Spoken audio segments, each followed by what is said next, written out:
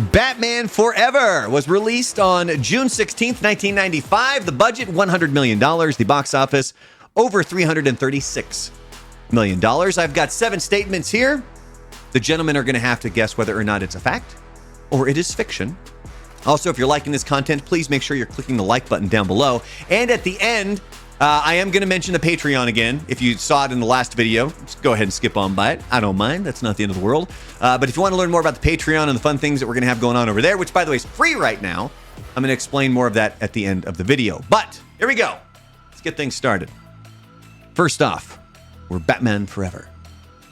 Fact or fiction, Robin Williams was originally cast as the Riddler. Land. Fact. Frank. Yeah, I want to go fact to that one. That is fiction. No, Are you okay there, old 69er?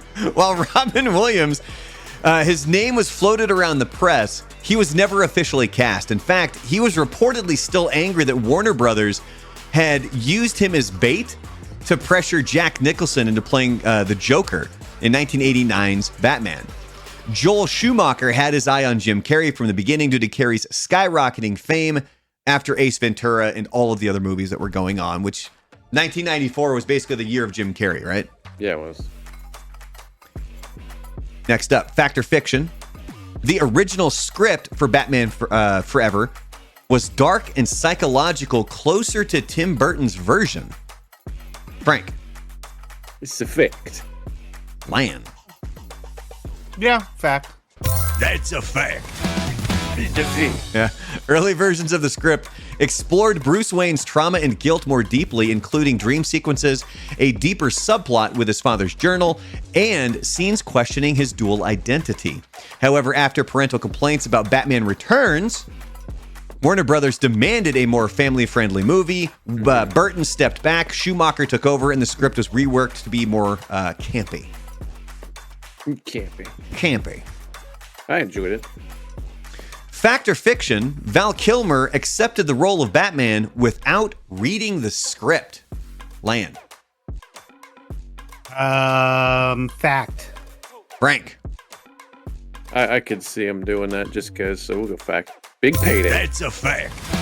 It's a fact. Yep, it is a fact. Now, it wasn't about the payday, though. Kilmer was in Africa on vacation when the offer came in. He accepted immediately purely because he had always wanted to play Batman without reading a single page or even knowing who the director was. And then it wasn't until later that the creative differences between him and Schumacher emerged, leading to tension on the set. Don't accept a job until you know all about the job. Always read the fine print. Fact or fiction, Michael Keaton turned down $15 million to return because of creative differences. Frank. I'm going to go fact. Land. We'll just say fiction. That's a fact. It's a fact. Yeah, Frank got it. That is a fact. Keaton was reportedly offered $15 million to reprise his role, but he walked away. The reason was that he strongly disagreed with the lighter, cartoonish direction Schumacher wanted to take the film. Keaton said in interviews that he didn't recognize the character anymore and didn't want to play Batman just for laughs. I mean, yeah, you got to think it went for those first 2 movies that more were darker, and you're going to show up for the third one, and it's like, that's kind of a weird turn. I mean, if you kind of think about a lot of those franchises that go on for a long time, that's essentially what happens to them. Because remember, the first Child's Play was supposed to be scary. And then it just became campier and cheesier and cornier. Same thing with Nightmare on Elm Street. Nightmare on Elm Street, yep. Like you get a broader audience. Yeah, it becomes more famous, and they just want the money at that point. I like this. The welcome to prime time, bitch. He slams her head to TV. Next up, fact or fiction, Tommy Lee Jones and Jim Carrey became close friends while filming Batman Forever. Frank. That's fiction. They hated each other. Land. Pure fiction. That is fiction. Yeah. In reality, their off-screen relationship was icy at best. Carrey recalled trying to say hello at a restaurant and Jones telling him flat out, I cannot sanction your buffoonery. The friction stemmed from Jones's disapproval of Carrey's over-the-top style. Ironically, that chaos actually helped fuel their chemistry as competing villains. Didn't he say that on the Norm Macdonald show? Like he was on there and said that they asked him about that, and he gave that speech about how Tommy Lee said he hated his buffoonery, and I think stated like he wanted to kill him or something. Jesus. I don't think I gave you guys your points on that one, by the way. There you go. We're all Good. caught up. Next up. Fact or fiction, Joel Schumacher originally planned to bring back Catwoman and Penguin for Batman Forever. Land. Fiction. Frank. Well, she was still alive at the end of it. You could have maybe brought the Penguin back, so I'll go fact. That's a fact.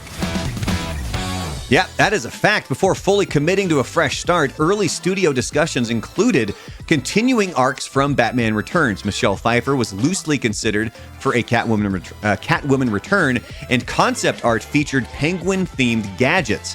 But ultimately, Warner Brothers wanted a soft reboot and steered Schumacher away from Burton's continuity. All right, last one here, boys. Fact or fiction, there was a Batman Forever arcade game released alongside the movie. Frank. That's fact. Lan.